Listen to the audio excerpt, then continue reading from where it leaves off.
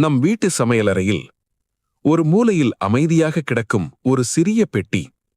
அதில் இருப்பது அதிகம் பேசப்படாத ஆனால் காலங்களை கடந்த ஒரு அதிசயம். அது தங்கமில்லை, வைரமில்லை, ஆனால் ஒரு காலத்தில் மன்னர்கள் தேடியது, சித்தர்கள் பாதுகாத்தது, வேதங்கள் போற்றியது. இன்றோ பர்கர் மேல் அலங்காரமாக தூவப்பட்டு இது எதுக்கு என்று யாரும் கேட்காமல் சாப்பிட்டுவிடும் ஒரு சாதாரண விதை. ஆனால் உண்மை என்ன தெரியுமா? இந்த ஒரு சிறிய விதைக்குள் மனித உடலை உள்ளிருந்து சீரமைக்கும் ஒரு முழு மருத்துவ நூல் ஒளிந்திருக்கிறது. பண்டைய காலத்தில் இவை அமிர்த விதைகள் என்று அழைக்கப்பட்டதற்கு காரணம் உண்டு. எலும்புகளை வலுப்படுத்தும் சக்தி, இரத்த நாளங்களை சுத்தம் செய்யும் திறன், ஹார்மோன்களை சமநிலைப்படுத்தும் ஆற்றல், மூளை முதல் இதயம் வரை ஒவ்வொரு உறுப்பையும் மெல்ல ஆனால் உறுதியாக பாதுகாக்கும் ரகசியம் அனைத்தும் இந்த சிறிய விதைக்குள்தான். நாம் தினமும் கண்முன்னால் பார்க்கும் இந்த விதை உண்மையில் வைரத்தை விட மதிப்புடையதா? அதற்கான பதில் மருத்துவ அறிவியலும் இப்போதுதான் ஒப்புக்கொள்ளத் தொடங்கியிருக்கிறது. நாம் ஆரோக்கியம் என்றதும் உடனே நினைவுக்கு வருவது பால் குடிங்க, பாதாம் சாப்பிடுங்க. ஆனா இந்த இரண்டு உணவுகளையும் ஒரே விதைக்குள் அமைதியாக ஒளித்து வைத்திருக்கும் ஒரு அதிசயம் இருக்கிறது என்று தெரிந்தா? அதுதான் எலும்புகளின் உண்மையான காவலன். பாலில்தான் அதிக கால்சியம் இருக்கும்னு நாம் நம்பி வந்தோம். ஆனால் உண்மை என்ன தெரியுமா? ஒரு சிறிய கைப்பிடி எள்ளில் பாலில் இருப்பதை விட பல மடங்கு அதிக கால்சியம் உள்ளது. இதன் பயன் எலும்புகள் உறுதியாகும், முதுகுவலி மூட்டுவலி குறையும், வயதான பின் வரும் எலும்பு தேய்மானம் ஆஸ்டியோபோரோசிஸ் தடுக்கப்படும். அதனால்தான் பண்டைய காலத்தில் கர்ப்பிணி பெண்களுக்கும் வயதானவர்களுக்கும் எள்ளை தவறாமல் சேர்த்தார்கள். மூளைக்கும் இதயத்துக்கும் உணவு. கொழுப்பு என்றாலே பயம் வேண்டாம். எள்ளில் இருப்பது நல்ல கொழுப்புகள், குட் ஃபேட்ஸ். பாதாமில் கிடைக்கும் ஒமேகா 3 கொழுப்பு அமிலங்களுக்கு நிகரான அளவு எள்ளிலும் உள்ளது. இதன் பயன் மூளை செயல்திறன் அதிகரிக்கும், நினைவாற்றல் மேம்படும், இதய நாளங்களில் அடைப்பு வராமல் பாதுகாக்கும், கெட்ட கொழுப்பை குறைக்கும். அதனால்தான் சித்த மருத்துவத்தில் எள்ளை மூளை உணவு என்று சொன்னார்கள். உடலின் உள்ளமைப்பு இயந்திரம். எள் என்பது ஒரு சாதாரண விதை இல்லை, அது ஒரு தாதுக்களின் கருவூலம். இதில் தாமிரம், இரத்த சிவப்பணுக்கள் உருவாக, மாங்கனீஸ் எலும்பு வளர்ச்சி, ஹார்மோன் சமநிலை, மெக்னீசியம் நரம்பு அமைதி, தூக்கத்தரம், ஜிங்க் நோய் எதிர்ப்பு சக்தி, வைட்டமின் B1 ஆற்றல் உற்பத்தி, நரம்பு செயல்பாடு. இதன் விளைவாக சோர்வு குறையும், நோய் எதிர்ப்பு சக்தி உயரும், உடல் இயங்கும் ஒவ்வொரு சிஸ்டமும் ஒழுங்காக வேலை செய்யும். சுருக்கமா சொன்னா, நாம் தனித்தனியாக தேடும் பல ஊட்டச்சத்துக்களையும் ஒரே விதைக்குள் இயற்கை அடைத்து வைத்திருக்கிறது. அந்த விதை நம் வீட்டிலேயே இருக்கிறது. பெயர் மட்டும் நாம் சாதாரணமா எடுத்துக்கிறோம். எள்ளை முறையான அளவில், சரியான முறையில் தொடர்ந்து 7 நாட்கள் எடுத்துக்கொண்டால் அது ஒரு உணவு மாதிரி இல்ல, ஒரு உடல் ரீசெட் ப்ராசஸ் மாதிரி வேலை செய்ய ஆரம்பிக்கும். 1 மற்றும் 2 நாட்கள் செரிமான மண்டல சீரமைப்பு. முதல் 2 நாட்களில் மாற்றம் வெளியில் தெரியாது, ஆனா உள்ளே பெரிய வேலை நடக்கும். எள்ளில் உள்ள நார்ச்சத்து, டயட்ரி ஃபைபர் ஒரு சல்லடை போல செயல்பட்டு குடலில் ஆண்டுகளாக ஒட்டி கிடக்கும் கழிவுகளையும் அதிகப்படியான வாயுவையும் மெல்ல வெளியே தள்ள ஆரம்பிக்கும். அதோடு செசமின் என்ற சக்தி வாய்ந்த வேதிப்பொருள் கல்லீரலை தூண்டி உடலின் வளர்சிதை மாற்றத்தை வேகப்படுத்துகிறது. இதன் விளைவாக மலச்சிக்கல் மெதுவாக குறையும், அஜீரணம், மார்பு எரிச்சல் தணியும், வயிறு லேசாக இருப்பது போல உணர்வு வரும். பலருக்கு 2ஆம் நாளிலேயே காலை கழிவறை எளிதாக ஆரம்பிக்கும். 3 மற்றும் 4 நாட்கள் இரும்பு போன்ற எலும்புகள்.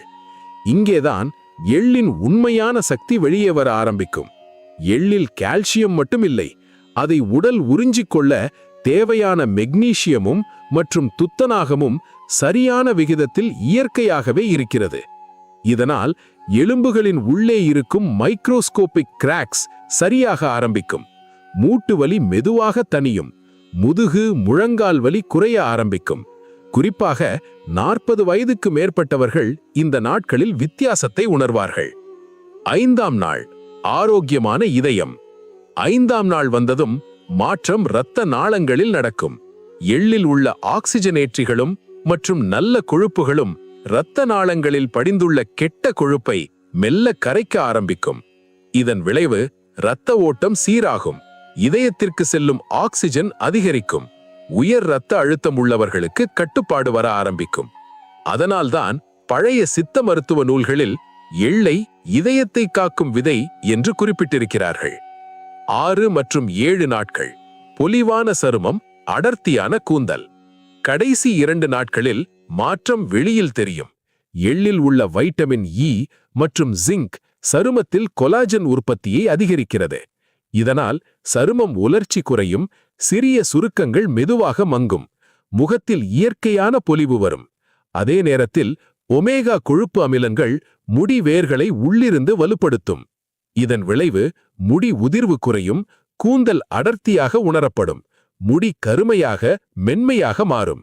முக்கிய குறிப்பு: எள்ளு மருந்தில்ல, ஆனா சரியான முறையில் எடுத்தால் மருந்தை விட மெதுவாக ஆழமாக வேலை செய்யும் உணவு. எள்ளை எப்படி சாப்பிட வேண்டும் என்று தெரிந்து கொள்ளுங்கள்.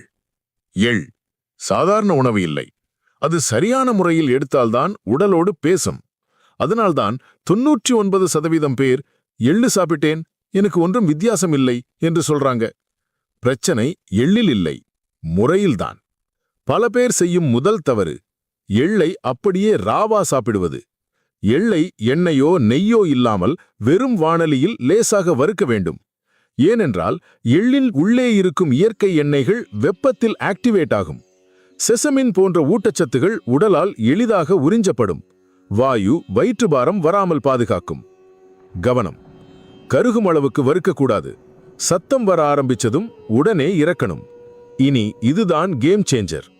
எள் மிகவும் கடினமான வெளிப்புற ஓடு கொண்டது. நீங்க அவசரமா விழுங்கினா, சரியா மெல்லலேன்னா அது ஜீரணமாகாது, உடலுக்கு ஒன்றும் கிடைக்காது, அப்படியே வெளியேறிடும். சரியான முறை: வாயில் வைத்ததும் பசை போலாகும் வரை மெதுவாக மென்று சாப்பிட வேண்டும். இதனால்தான் பழைய காலத்தில் எள்ளை மெல்லி உண்ணும் உணவு என்று சொன்னார்கள். இங்கே அதிகம் விஷம். நல்லதுன்னா அதிகமா சாப்பிடலாமே. இதுதான் மிகப்பெரிய தவறு.